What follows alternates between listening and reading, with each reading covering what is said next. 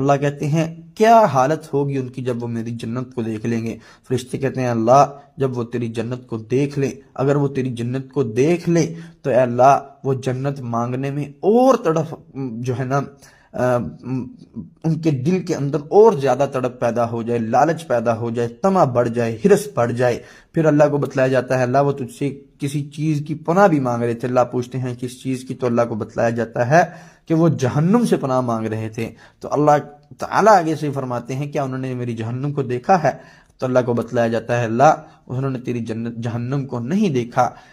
تو اللہ تعالیٰ کہتے ہیں اگر وہ جہنم کو دیکھ لیں تو کیا ہوگا؟ فرشتے کہتے ہیں اللہ اگر انہوں نے جہنم کو دیکھ لیا تو ان کے اندر جہنم سے بچنے کی اور جو ہے نا وہ جہنم سے دور بھاگیں گے، فرارن بھاگتے ہوئے دور جائیں گے اور کوشش کریں گے کہ کبھی ہم جہنم کے قریب بھی نہ جا سکیں۔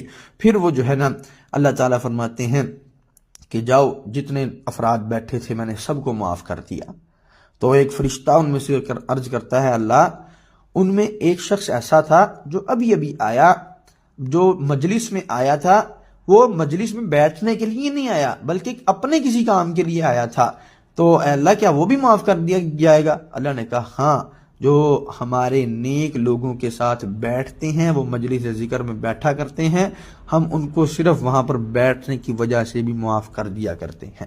فرشتے نے کہا وہ خطاء، اللہ بڑا گناہ گار تھا، بتلایا گیا اللہ کو بہت گناہ گار تھا۔ اللہ کہتے ہیں سب کے سب کو معاف، جو کچھ بھی اس مجلس، جو شخص بھی اس مجلس میں بیٹھا تھا سب کے سب کو اللہ تعالیٰ نے معاف فرما دیا ہے۔ اللہ اکبر۔ تو یہاں سے ذکر کی بھی فضیلت میرے ذہن میں یہ حدیث آئی تو میں نے بیان کر دی۔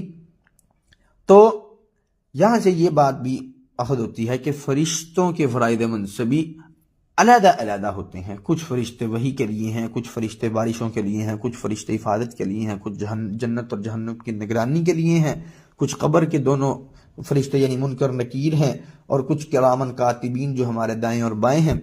اور اسی طرح جو ہے جو اللہ تعالیٰ نے ان کے ذمہ ڈیوٹیاں لگائی ہیں وہ سر انجام دے رہے ہیں، ان پر اجمالی ہمارا ایمان لانا ضروری ہے۔ اگلی بات جو ہے وہ ہے ملائکہ پر ایمان لانے کے فوائد کیا ہیں۔ فرشتوں پر ایمان کے جو ہیں بہت سے فوائد ہیں، ان میں سے دو چار عرض کیے دیتے ہیں۔ پہلا کہ اللہ تعالیٰ کی عظمت اور قوت کا علم ہوتا ہے، اللہ کی قوت کا پتہ لگتا ہے کہ اللہ نے اتنی بڑی مخلوق بنائی اور اپنے تابع کر لیا ان، یہ ساری مخلوق 600 پروں والے فرشتے، اتنے بڑے فرشتے اللہ کے تابع ہیں۔ یہ نہیں ہے کہ اللہ کی نافرمانی